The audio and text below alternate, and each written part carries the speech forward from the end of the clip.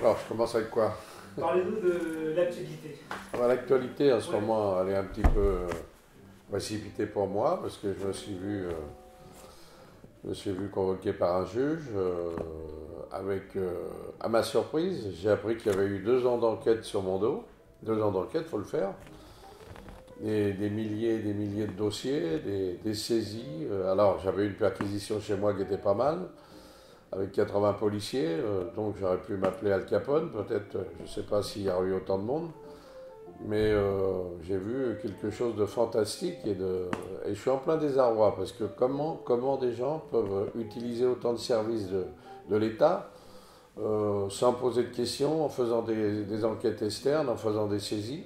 J'ai eu des comptes bancaires saisis, j'ai eu des coffres saisis, j'ai eu de nombreuses enquêtes sur mon dos, ma famille, mes enfants. Et j'ai vu ça chez le juge, parce qu'il y a eu des questions pendant 11 heures durant. Et j'avais reçu une convocation où j'avais pas moins de 12 chefs d'inculpation. Ça allait de l'escroquerie en bande organisée, au travail dissimulé, à fraude fiscale, enfin, alerte Tracfin. Enfin, il manquait l'assassinat, quoi. Il manquait que ça, mais sinon, il y avait vraiment une multitude de motifs. Apparemment, il y a eu 5 juges désignés par le parquet. Alors ça, c'est une grosse surprise de ma part. Et puis au bout de toutes ces discussions avec le juge, je me suis aperçu qu'en justifiant la plupart des choses, eh bien, il ne reste plus grand-chose. Alors c'est pour ça que j'ai dit la montagne accouche d'une souris. Mais ce que je me demande, c'est pourquoi. Le pourquoi de tout ça. Alors, j'ai une petite pensée quand même. Après, j'expliquerai les raisons pour lesquelles on m'a mis en garde à vue et en même temps où on m'a informé que j'avais deux mises en examen. Deux mises en examen incompréhensibles pour moi, qui ne veulent rien dire, je vais les expliquer après. Incompréhensibles, mais qui ont fait le buzz, puisqu'il y a à peu près 160 journaux qui en ont parlé. Tous les médias en ont parlé, les radios, les télés, et à partir de là, les journalistes ne s'intéressent pas au cas. On dit, le roi des forains, il y a 2 mises en examen, ça veut dire, il est foutu. Déjà, je ne suis pas foutu, déjà pour commencer, mais c'est quand même surprenant, cette attitude de cette société. On vit dans une société qu'on croit connaître. Moi, je suis dans ma 78e année, j'avais jamais pensé qu'il m'arriverait ça. Et pourquoi? Et pour rien. Mais je pense qu'au-dessus de tout ça, il y a quand même quelque chose. Je n'ai pas la théorie du complot, mais je pense que je représente une profession qui a toujours été un peu mal aimée, pas du public au contraire, mais des pouvoirs publics. Et je crois que, sans parler de théorie du complot, je pense qu'il y a quand même quelque chose au-delà de tout ça, parce que je ne comprends pas la manœuvre. Il n'y a pas de gens qui se sont plaints de moi, il n'y a pas de plainte, je n'ai lésé personne, et il y a une grosse artillerie judiciaire avec des centaines de policiers au boulot, hein, ils font leur boulot, on les désigne. Plusieurs juges au travail, on les désigne. Mais qui? Ça vient de qui et ça vient de quoi? Moi j'ai une petite idée. Je pense qu'on veut m'éliminer personnellement. Je pense que à travers tout ce qu'il y a eu, peut-être qu'on aurait trouvé quelque chose qui aurait pu me coincer, mais malheureusement il n'y a rien qui me coince. Il n'y a absolument rien qui me coince dans cette affaire, parce qu'on va demander bien sûr l'annulation de ces mises en examen, mais vous savez, la justice, autant elle est contraignante et autant elle est longue. Pendant ce temps-là, le mal est fait. Mais ces 2 mises en examen, elles sont incompréhensibles. Pourquoi?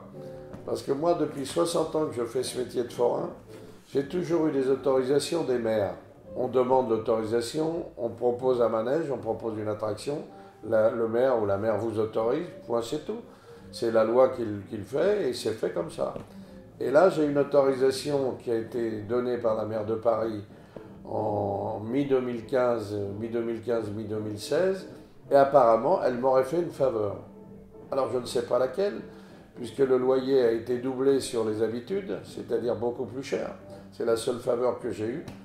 Et j'ai l'habitude de mettre la grande roue voilà, chaque année à la Concorde. Mais je pense qu'il y a des gens que ça désole, des gens qui sont contre. Et je pense que l'attitude qu'il y a eu autour de moi, ça vient de là. Je pense. Parce qu'il y a quand même plusieurs preuves qui me sont arrivées. Quand j'ai vu le juge la première fois, il m'a quand même dit il m'a demandé si les camions dans les Tuileries ne me gênaient pas. J'ai trouvé sa question bizarre parce que c'était pas le sujet déjà. Les camions dans les Tuileries, c'est la fête foraine qui s'installe. Et moi, depuis quelques années, je n'ai plus de manège, mais je continue à défendre cette fête foraine. Donc je pense que le juge n'aime pas cette fête foraine. En plus, il avait trouvé drôle qu'il y ait d'un seul coup, à la place de la Concorde, beaucoup de camions, beaucoup de remorques qui intervenaient. Et il avait laissé dire quand même que j'allais encore foutre le bordel. En réalité, c'est pas moi qui ai amené ces camions-là. La mairie de Paris avait autorisé un film de Tom Cruise, Mission Impossible. Et puis Mission Impossible, c'est beaucoup de matériel, c'est tout un chantier. Ben, ils ont mis ça là, mais le juge avait pensé que c'était moi. Donc je pense qu'à travers déjà des a priori comme ça, je n'avais pas un juge qui serait vraiment juste pour moi. Mais malgré tout, j'ai répondu à toutes ces questions. Toutes ces questions ont fait que la plupart des saisies qu'il a effectuées chez moi, il a dit qu'il allait me les rendre parce que tout était justifié. Et puis il a trouvé deux motifs. Un motif, une autorisation donnée comme ça, d'après lui à la va-vite, alors que ça n'a pas été fait à la va-vite, parce qu'avant de donner l'autorisation, le Conseil de Paris a voté la décision et a donné l'accord à la maire de Paris de me faire cet accord. Alors je ne vois pas, il y aurait du favoritisme pour lui et je suis en recel de favoritisme. C'est quand même spécial. Moi j'aimerais qu'on m'explique. Bon, il n'y a pas d'explication. La deuxième mise en examen, c'est la même chose. C'est une somme trouvée par ses services qu'il a envoyée dans un coffre à la banque. Le coffre, il est à la banque. Il est au nom de la société Fête Loisirs de la Grande Roue. Et là, il y a une somme de 75 000 euros. Une somme de 75 000 euros qui est dans le coffre à la banque, mais qui est dûment déclarée et qui est même justifiée, puisque même la TVA a été payée sur cette somme-là. Eh bien, il estime que comme j'avais la clé du coffre, j'aurais pu les reprendre. Alors, en disant c'est l'argent de la société, vous avez la clé. Mais c'est normal, j'ai la clé du coffre parce que je suis le gérant de la société et le coffre est à la banque et on n'a pas d'obligation, je crois, dans la loi, à courir tous les 5 minutes à déposer en banque l'argent qu'on a. Bon, les recettes, la plupart du temps, c'est déposé. Cette somme-là est déposée dans le coffre par ma femme, je ne sais plus pour quel motif. Est-ce que la banque fermait ou je ne sais quoi. Mais c'est dans le coffre à la banque et c'est le coffre de la société. Donc qu'est-ce que c'est que cette histoire? Mais en y réfléchissant bien, à partir du moment où tous les journaux, dès que j'ai quitté le juge le soir, apparemment il y a le secret de l'instruction et ainsi de suite, mais 2 heures après, c'était sur tous les médias, les télés en parlaient, tout le monde, en roi des forains, double mise en examen. C'est pas mal joué de la part de ceux qui veulent m'éliminer. Alors pourquoi m'éliminer? Ben, je pense qu'il y a quand même quelque chose qui, depuis un moment, se dessine pour essayer de faire partir les fêtes foraines. Je ne sais pas pourquoi, puisque les fêtes foraines plaisent au public, ça a un intérêt, ça fait quand même travailler 35 000 entrepreneurs en France, mais je pense qu'on n'est pas dans les papiers. Alors c'est vrai que depuis longtemps, on essaye de faire régulariser la profession en essayant d'avoir un vrai statut professionnel. Moi, ça fait plus de 40 ans que je m'y emploie, je n'ai jamais réussi. Malgré des fois des premiers ministres qui ont dit à leur ministre de la Culture, il faut le faire. Ça a toujours tourné en rond, c'est jamais arrivé. Donc encore actuellement, il n'y a pas vraiment de statut. Mais par contre, il y a une charge contre ce métier-là. Et moi, je sais que les forains, je me poserai des questions.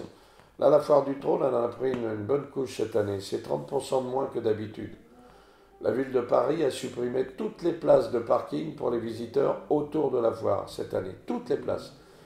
Ils l'ont fait progressivement depuis quelques années. Le motif, c'était les verts, la verdure, la fête est dans le bois, mais il y avait quand même des places de parking qui restaient. Là, il n'y en a plus. On dit les clients de la Foire du Trône sont arrivés par le métro ou par le tram. D'accord?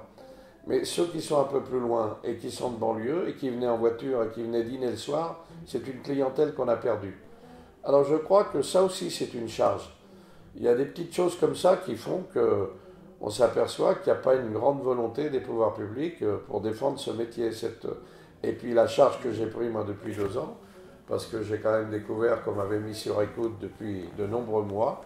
On m'a ressorti des conversations que j'avais avec des gens en SMS et tout. Il a fallu que je m'explique sur beaucoup de conversations. C'est une histoire de fou. C'est une histoire de fou. Moi, je suis tombé dans une histoire de fou. Je vous dis, je n'ai pas la théorie du complot, mais je me pose des questions. Il y a quelque chose autour de tout ça. Il n'y a pas de plaignant, il n'y a personne de lésé, et la justice se préoccupe de mes affaires. On a essayé chez moi de trouver des choses qui étaient introuvables. Vous avez 80 policiers qui ont fouiné de tous les côtés, avec des chiens, avec des gamelles, avec tout. Je ne sais pas s'ils cherchaient un trésor, je ne sais pas ce qu'ils cherchaient. Il y a eu des saisies de papier, il y a eu beaucoup de choses. Et là, on est en train de me rendre tout ça actuellement. Et le juge a même dit que l'argent saisi serait rendu, on n'a qu'à faire les demandes, tout est justifié, on a amené les justificatifs de tout. Mais pendant ce temps-là, je pense que le mal est fait. Le buzz a été donné, le roi des forains, 2 mises en examen, et voilà. Alors on va attendre la suite, parce que je pense qu'il va y avoir une suite à tout ça. Moi j'ai des contrats avec la mairie de Paris, on va faire en sorte qu'ils les respectent. J'espère qu'ils vont les respecter, qu'ils ne vont pas profiter de ça pour dire la justice s'en mêle, il faut qu'on se dégage, mais il n'y a pas de justice dans cette histoire-là. Il n'y a aucun motif sérieux pour moi. Pour moi, peut-être que le juge, pour lui, c'est sérieux, mais pour moi, c'est pas sérieux. Donc voilà, la fête continue. On va ouvrir la fête des Tuileries le 23 juin. J'ai invité 1000 enfants avec la fondation de Jean-Luc Lahaye. J'ai fait comme d'habitude, j'ai invité des enfants de la ville, mais la ville n'a pas voulu répondre cette année. On se demande pourquoi. Apparemment, les affaires de justice leur ont fait éloigner les enfants des manèges. C'est incompréhensible.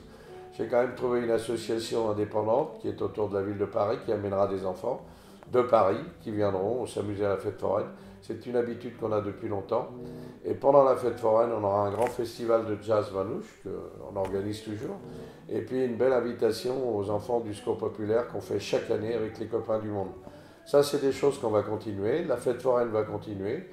Je pense qu'il faudrait que les forains se réveillent un peu en disant qu'ils fassent attention à ce qui va se passer. Vous avez une compagnie d'État qui s'est mise sur les rangs. Pour pas la citer, c'est la Compagnie des Alpes. Elle a déjà l'année dernière organisé, peut-être pas elle-même, mais fait organiser de virer des forains qui étaient dans le bois de Boulogne et s'accaparer leur manège. La Compagnie des Alpes a déjà leur manège. Je sais qu'ils en ont recommandé. Ils vont avoir un parc d'attractions à la limite de Paris, dans le bois de Boulogne. C'est l'État, c'est une filiale de l'État. Je me demande si quelque part, ce n'est pas des concurrents qui s'organisent pour nous foutre dehors. Voilà la situation actuelle. Mais on va réfléchir. Je vais faire des réunions avec les forains, je vais reprendre mon bâton de pèlerin et on va essayer de ne pas laisser ça là. Voilà.